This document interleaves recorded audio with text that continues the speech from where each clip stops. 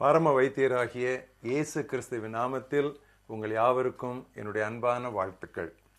இன்றைய தியானத்தின் தலைப்பு குரு மருந்து, ஷியோர் கியூர்.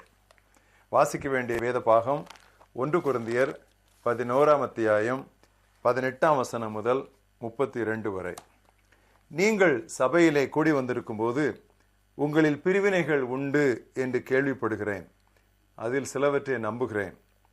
உங்களில் உத்தமர் இன்னார் என்று வெளியாகும்படி மார்க்க பேதங்களும் உங்களுக்குள்ளே உண்டாயிருக்க வேண்டியதே. நீங்கள் ஓரிடத்தில் கூடி வரும் பொழுது ஆனால் அவனவன் தன் சொந்த சாப்பாட்டை முந்தி சாப்பிடுகிறான். ஒருவன் பசியாயிருக்கிறான், ஒருவன் வெறியாயிருக்கிறான். இப்படி செய்கிறது கர்த்தருடைய ராப்போஜனம் பண்ணுதல் அல்லவே.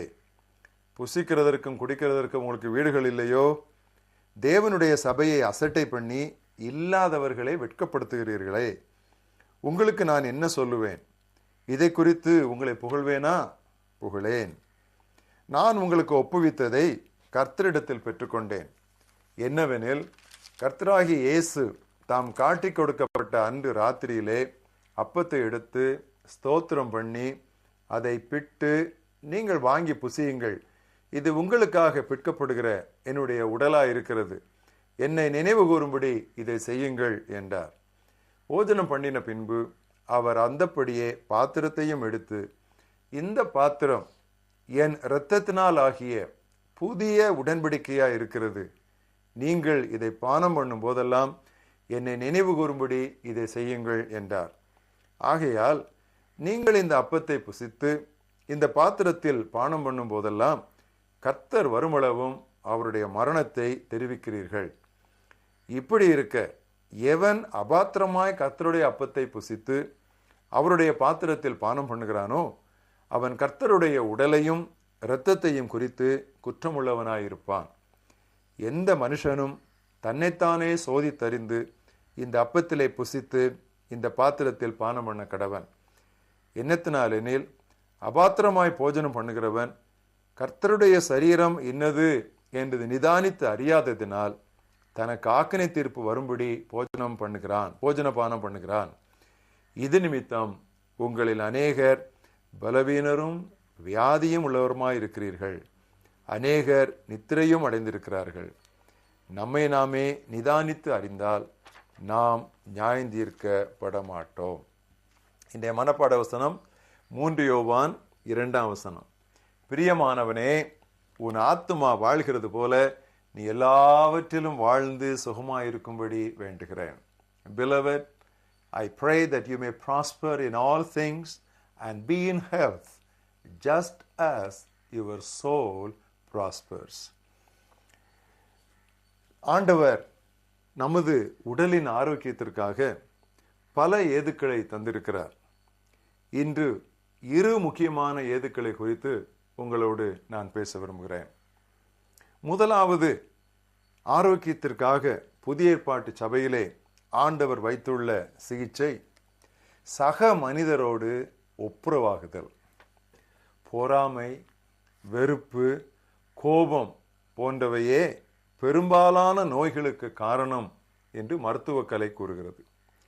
நீதிமொழிகள் 14:30 சாலமோன் இப்படி சொன்னான், நல்ல இருதயம் உடலுக்கு வாழ்வு, பொறாமையோ எலும்புருக்கி.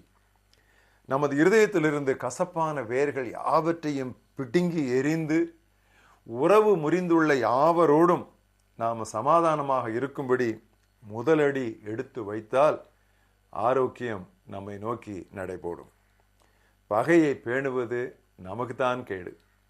தாராளமாய் பிறரது தவறுகளை மன்னித்து விடுவோம். சண்டை சச்சரவுகளோடு கொரிந்து சபை விசுவாசிகள் திருவிருந்தில் பங்கேற்றனர்.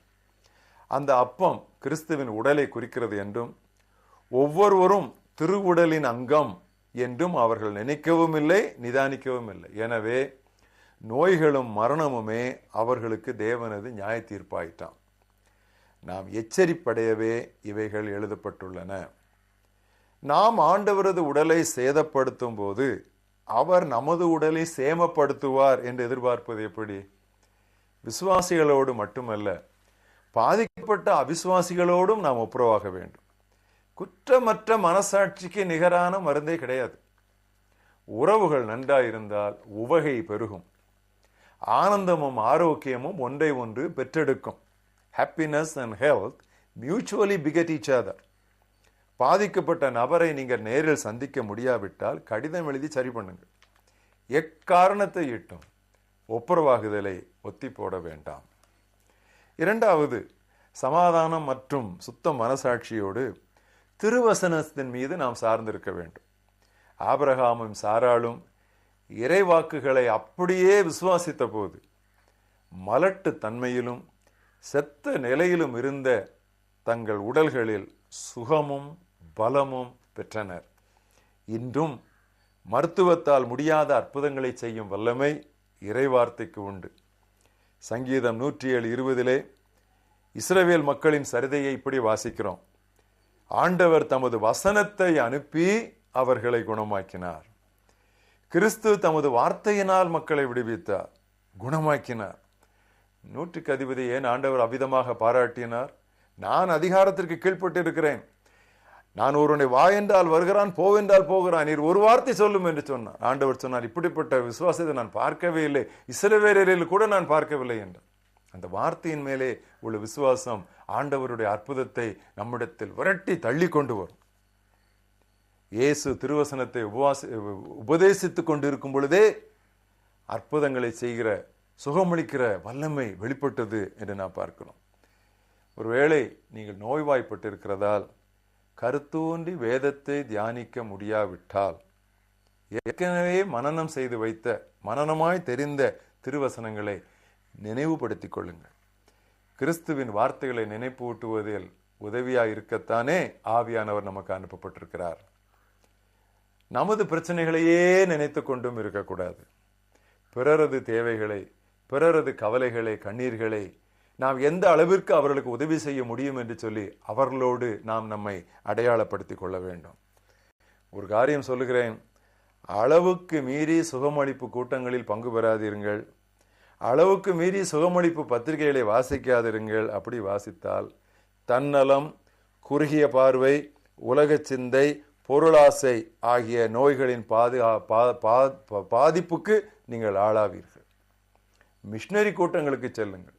மற்றவர்களுக்கு ஆசீர்வாதமாக இருக்க நாம் என்னெல்லாம் செய்ய வேண்டும் என்று சொல்லும் இடங்களுக்கு போங்கள். அப்படிப்பட்ட பத்திரிகைகளை வாசியுங்கள். சேவை நிறுவனங்களோடு இணைந்து செயல்படுங்கள். சுனாமி நிவாரணத்திற்கு என்னென்ன முயற்சி செய்ய முடியுமோ அத்தனையும் நீங்கள் செய்யுங்கள். மருத்துவமனைகளை சந்தித்து நீங்கள் ஊழியம் செய்யுங்கள். இவெல்லாம் ஆண்டவரை பிரியப்படுத்துகிற காரியம். ஒன்றுமில்லாத எளியவர்களாகிய சிறியவர்களாகிய இவர்களுக்கு நீங்கள் எதை செய்தீர்களோ அதை எனக்கே செய்தீர்கள் என்று சொல்லுகிற ஆண்டவர் நமது சரீரத்தில் இருக்கிற வேதனைகள் கூட மற்றவர்களை நாம் கவனிக்கும் பொழுது, அவர்களுக்கு நாம் உதவி செய்யும் பொழுது அவர் நீக்கி போடுவார். இது மாறாத ஒரு உண்மை.